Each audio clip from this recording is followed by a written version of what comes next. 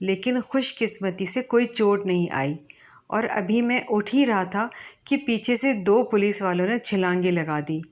میں نے اٹھ کر دوڑ لگا دی۔ راستے میں ایک پولیس والے نے میرے سر پر اپنی رائفل کا بٹ مارا اور خود گر گیا۔ دوسرا اس کو اٹھانے کے لیے رک گیا اور میں بھاگتے ہوئے یہاں تک پہنچ گیا۔ آگے سب تمہیں معلوم ہی ہے۔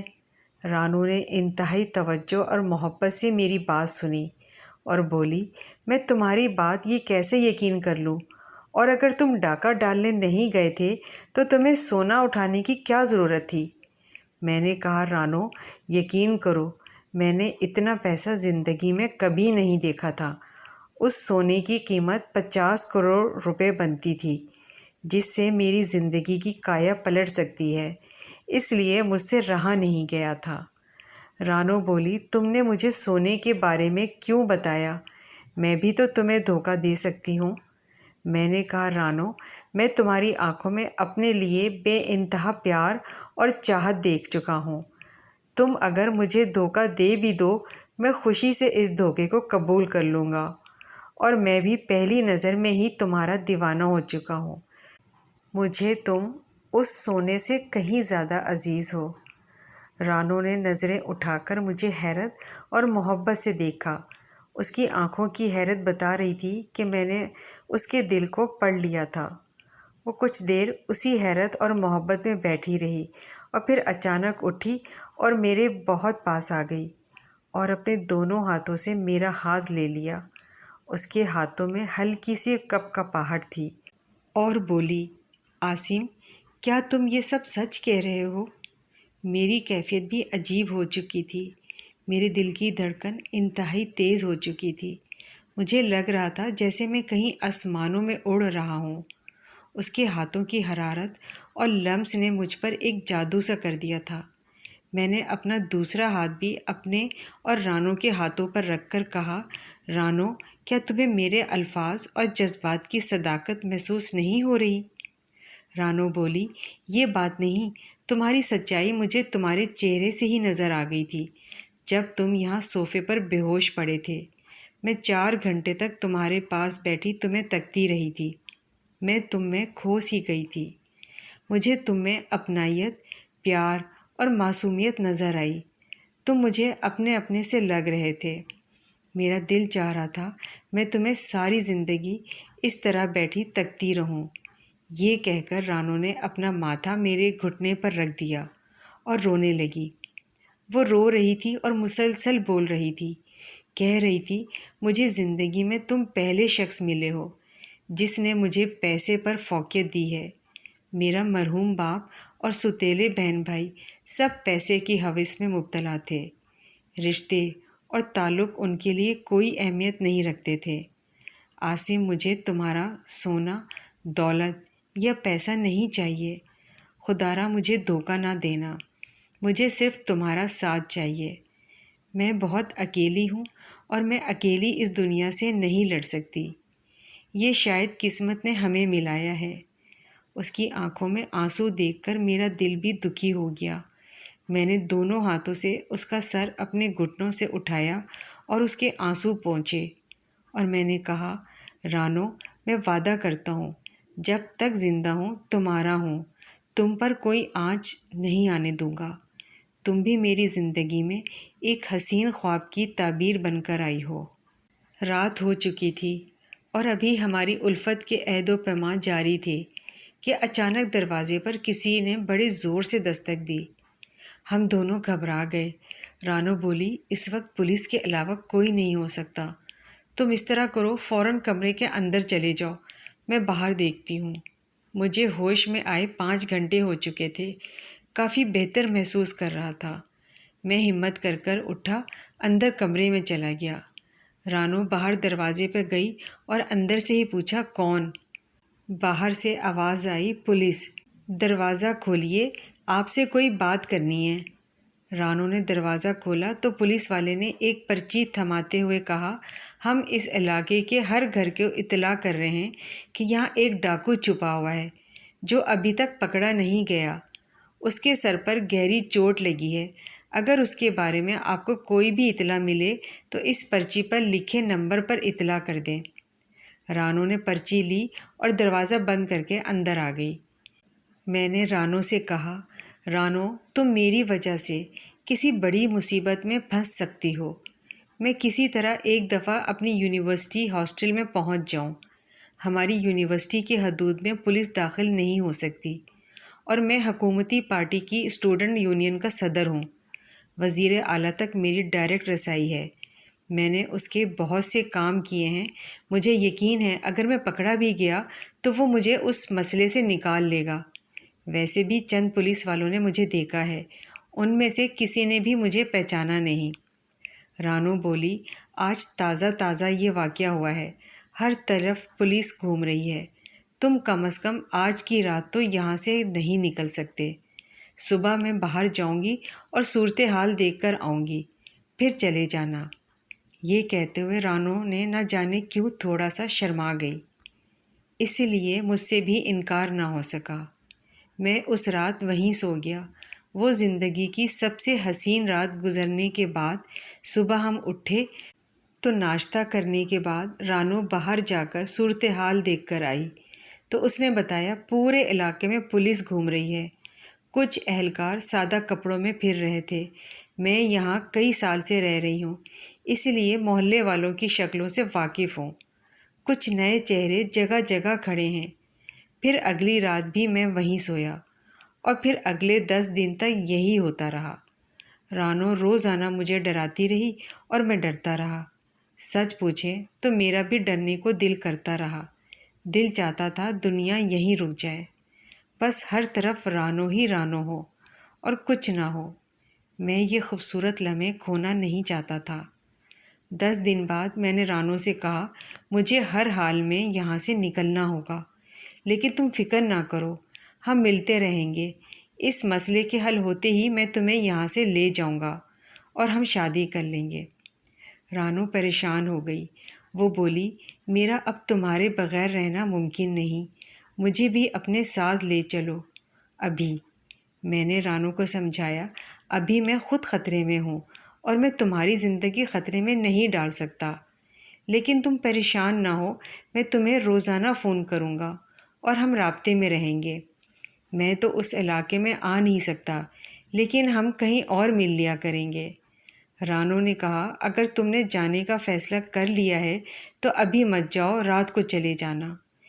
پچھلے 6-7 گھروں کے بعد ایک قدیم مغلیہ دور کا مقبرہ ہے جو کافی عرصے سے آثار قدیمہ والوں نے مرمت کے لیے بند کر رکھا ہے۔ تم چھتیں پلانگ کر وہاں تک جا سکتے ہو، اور وہ مین روڈ پر ہے۔ میں نے یہی کیا۔ میں رات کا اندھیرا ہوتے ہی چھت پر جا کے وہاں سے اس مقبرہ کے اندر تک جا پہنچا۔ مقبرہ کی باہر والی دیوار کافی اونچی تھی، لیکن پرانی ہونے کی وجہ سے کئی جگہ سے اینٹیں اکھڑی ہوئی تھیں، اسی لیے اس پر چڑھنا آسان تھا۔ اگلے چند منٹ میں باہر سڑک پر تھا۔ آبادی گنجان ہونے کی وجہ سے سڑک پر کافی ٹریفک تھی، لیکن شکر ہے مقبرہ کی طرف اندھیرا ہونے کی وجہ سے کسی نے مجھے نہیں دیکھا۔ میں سڑک پر آتے ہی ریلوے اسٹیشن جانے والی بس پر بیٹھ گیا۔ رکشہ یا ٹیکسی لینے میں خطرہ زیادہ تھا۔ ریلوے اسٹیشن پہنچ کر میں نے ٹیکسی لی اور یونیورسٹی پہنچ گیا۔ جب سب لڑکوں کو پتہ چلا تو سب ملنے آ گئے، بہت خوش تھے۔ کسی نے بھی اس دن 10 لاکھ سے کم نہیں اٹھائے تھے۔ میں نے کسی کو سونا چھپانے اور رانو کو پانے والی بات نہیں بتائی، بس یہی بتایا کہ میں دوسرے راستے سے بھاگا تھا، اسی لیے پولیس کے قابو آ گیا، لیکن پولیس سے بھاگ نکلا اور ایک دوست کے ہاتھ چھپا رہا۔ اب میری زندگی کے 2 ہی مقصد تھے، وہاں سے سونا نکالنا اور رانو کو لے کر اس شہر سے دور جا کر نئی زندگی شروع کرنا۔ مگر یہ آسان نہیں تھا۔ میں رانو سے روزانہ بات کرتا تھا۔ میں نے رانو سے کہا، جب تک میں وہاں سے سونا نکال نہیں لیتا تم روزانہ وہاں جاؤ۔ رانو روزانہ اس طرف سے گزرتی اور مجھے بتاتی رہی کہ وہ وہاں پچھلے دروازے پر ہر وقت 2 پولیس والے پہرے پر ہیں۔ وہاں سارا 2 نمبر پیسہ پڑا تھا، اسی لیے وہاں زیادہ شور نہیں مچا کہ کتنی مالیت کا سونا یا نقدی غائب ہوئی ہے۔ رانو سے اس دوران ملاقاتیں بھی ہوئیں میرے ایک دوست کے گھر پر۔ ہم نے اپنی ہنی مون کے لیے جگہیں بھی فائنل کر لیں۔ ہمارا پروگرام تھا کہ ہم شادی کے بعد پوری دنیا گھومیں گے۔ ہم دونوں ایک دوسرے کی محبت میں پاگل ہو چکے تھے۔ 1 مہینہ گزر چکا تھا۔ میں نے رانو سے کہا معاملہ ٹھنڈا ہو چکا ہے، اب ہمیں وہاں سے سونا نکال لینا چاہیے۔ میں گاڑی لے کر آؤں گا، اتوار کی صبح 4 بجے سونا نکال کر تمہاری طرف آؤں گا، تم تیار رہنا، پھر ہم اسلام آباد نکل جائیں گے۔ رانو کے ساتھ پروگرام طے ہونے کے بعد میں نے فون بند کر دیا۔ اتوار کا دن آنے میں ابھی 4 دن تھے۔ میں نے کچھ کام نمٹانے تھے۔ اگلے دن شام کو میں نے حسب عادت رانو کو فون کیا تو اس کا فون بند تھا۔ جب سے ہم ملے تھے ایسا کبھی نہیں ہوا تھا۔ میں اگلے 3-4 گھنٹے تک بار بار کوشش کرتا رہا، لیکن اس کا فون بند جا رہا تھا۔ میں پریشان ہو گیا، کہیں رانو کسی مصیبت میں نہ پھنس گئی ہو۔ میں جلدی سے تیار ہوا اور رانو کے گھر جا پہنچا۔ دروازہ بند تھا۔ میں نے گھنٹی بجائی تو ایک تقریباً 65 سالہ شخص نے دروازہ کھولا اور سوالیہ نظروں سے میری طرف دیکھا۔ میں نے اندازہ لگایا کہ یہ کرایہ دار ہوگا۔ میں نے جلدی سے سلام کیا اور کہا انکل، مجھے گھر کی مالکن سے ملنا ہے۔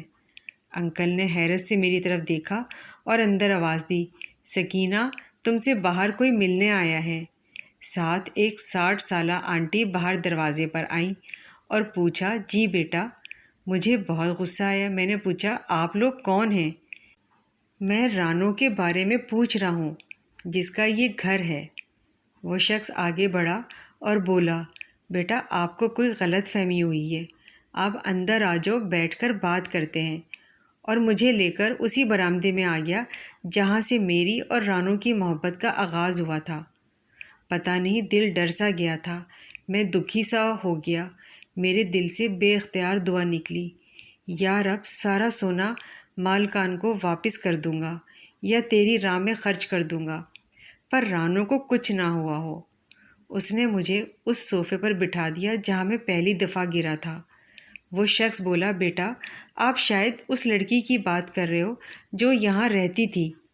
میں نے اس بات پہ سر ہلایا۔